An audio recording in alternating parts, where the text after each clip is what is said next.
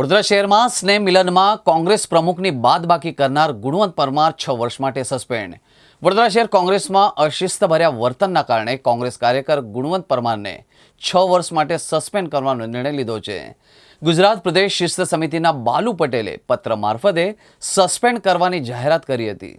વડોદરા શહેર કોંગ્રેસના અશિસ્તભર્યા વર્તનના કારણે કોંગ્રેસે કાર્યકર ગુણવંતરાય પરમારને 6 વર્ષ માટે સસ્પેન્ડ કરવાનો નિર્ણય લીધો છે. ગુજરાત પ્રદેશ શિસ્ત સમિતિના બાલુ પટેલે પત્ર મારફતે સસ્પેન્ડ કરવાની જાહેરાત કરી હતી.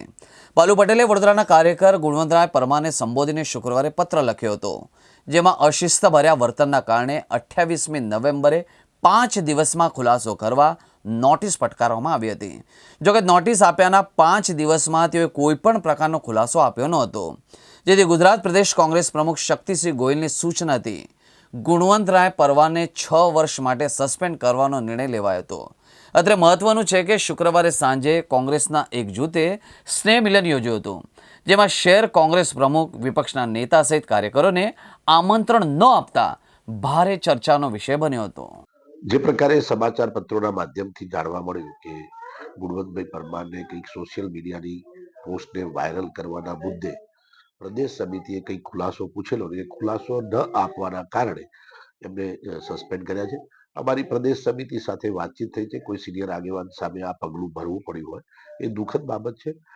વાસ્તવિકતા એટલી છે કે આ સોશિયલ મીડિયા દરિયો છે અને એની અંદર કોઈ પણ વસ્તુ વાયરલ થાય અને એ પાર્ટીની લગતી ન હોય તો ચોક્કસથી એ શિસ્તભંગ ગણી શકાય.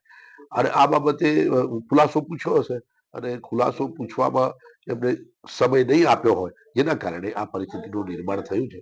અમે પ્રદેશ સમિતિના આગેવાનો સાથે વાતચીત કરી છે. કોઈ સિનિયર આગેવાન સામે આ પ્રકારનું પગલું ભરવું યોગ્ય નથી અને એમને ફેર વિચારણા કરી આ બાબતે ટૂંક સમયની અંદર ફરીથી વિચારણા કરવામાં આવશે અને સન્માનપૂર્વક કોઈ બી કાર્યકરે ભૂલ કરી હોય એની દિલગીરી વ્યક્ત કરીને પાછા લેતા બી હોય છે. અને આ સામાન્ય પ્રક્રિયા વર્ષોથી ચાલતી આવી છે. ગુણવંતભાઈને પરત લાવવા માટેની વાત થઈ ગઈ છે.